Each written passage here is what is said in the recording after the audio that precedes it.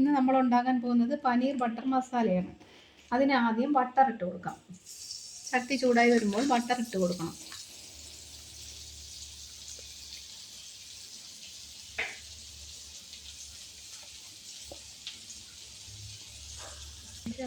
Butter മെൽറ്റായി വന്നിട്ടുണ്ട്. ഇനി നമുക്ക് സവാള ചേർത്ത് കൊടുക്കാം.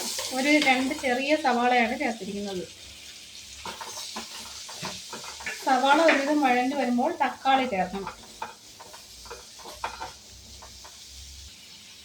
സവാളയിൽ കുറച്ച് ഉപ്പും കൂടി ഒഴിച്ചു കൊടുക്കാം. അപ്പോൾ പെട്ടെന്ന് വഴണ്ടി കിട്ടും.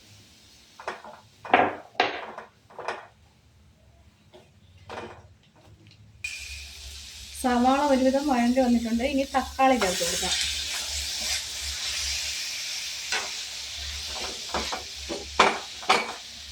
തക്കാളി ചേർത്ത് കുറച്ച് നേരം അടച്ചു വെച്ചേക്കണം. തക്കാളി ഇനി നമുക്ക് അടപ്പ് തുറന്ന് നോക്കാം. ഒരുവിധം വാടിയിട്ടുണ്ട്. ഇനി നമുക്ക് അണ്ടിപ്പരിപ്പും കൂടി ഇട്ട് കൊടുക്കാം.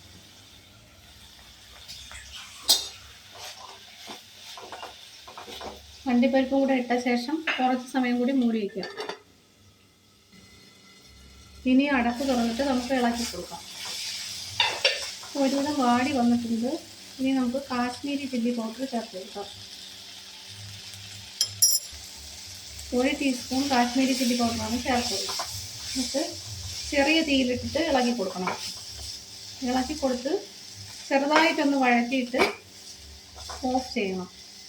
അപ്പോൾ നമുക്കത് തണുത്ത് മിക്സിയിലടിച്ച് പേസ്റ്റ് പരുവത്തിലെടുക്കണം.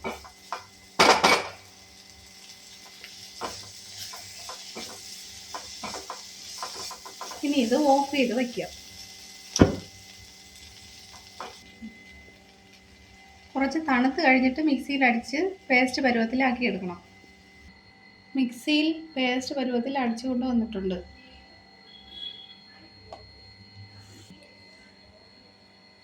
ഇതെല്ലാം വീണ്ടും അടുപ്പ് കത്തിച്ചു കൊടുക്കാം. അതിലേക്ക് കുറച്ച് ബട്ടറും കൂടെ ഇട്ട് കൊടുക്കണം. പക്ഷേ മതിയാവും.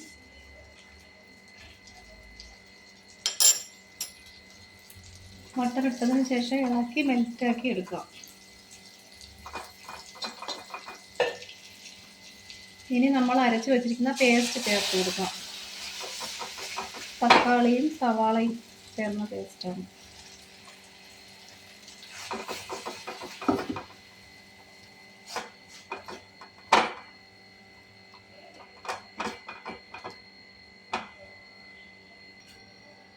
ഇത് നമ്മൾ ഉണ്ടാക്കിയ ചീനച്ചട്ടിയിൽ തന്നെയാണ് വീണ്ടും ബട്ടർ ഇട്ട് കൊടുത്തിട്ട് ഉണ്ടാക്കുന്നത്. ഈ കറി ചെറുതായിട്ടൊന്ന് തിളച്ച് വരണം.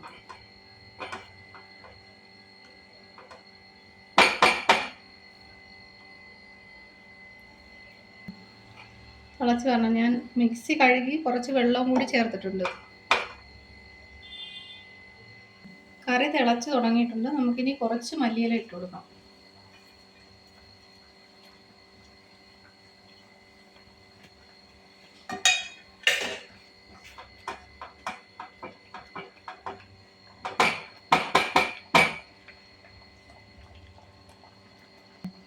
ഇനി നമുക്ക് പനീർ ഇട്ട് കൊടുക്കാം.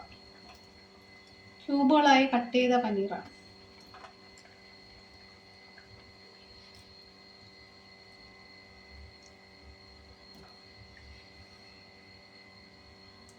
പനീറിന് അധികം വേവണ്ട. ഒരു 10 മിനിറ്റ് കിടന്നാൽ മതി.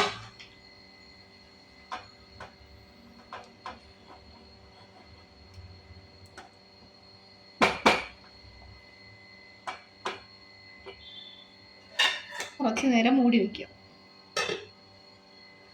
കുറച്ച് പാലും ഫ്രഷ് ക്രീമും കൂടി അടിച്ചെടുത്തതാണ് ഇതിൽ ചേർക്കാനുള്ളതാണ്.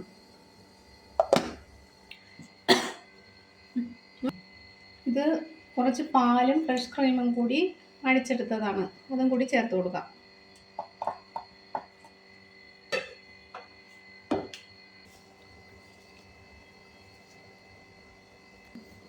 ഇനി നമുക്ക് തുറന്നിട്ട് കുറച്ച് കസൂരി മേത്തിയും കൂടി ഇട്ട് കൊടുക്കണം. എന്നിട്ട് ഇളക്കി കൊടുക്കാം.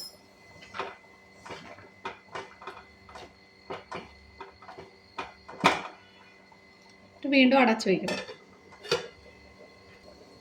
ഒരു നുള്ളു പഞ്ചസാരയും കൂടി ചേർത്ത് കൊടുക്കാം. ഇനി നമുക്ക് തുറന്ന് നോക്കാം. ഉപ്പ് നോക്കിയിട്ട് ആവശ്യത്തിന് കുറവുണ്ടെങ്കിൽ വീണ്ടും ചേർത്ത് കൊടുക്കണം. ക്രീമി ആയിട്ടുള്ള പനീർ കറി ഇവിടെ റെഡി ആയിട്ടുണ്ട്. എല്ലാവരും ഉണ്ടാക്കി നോക്കണം. Thank you.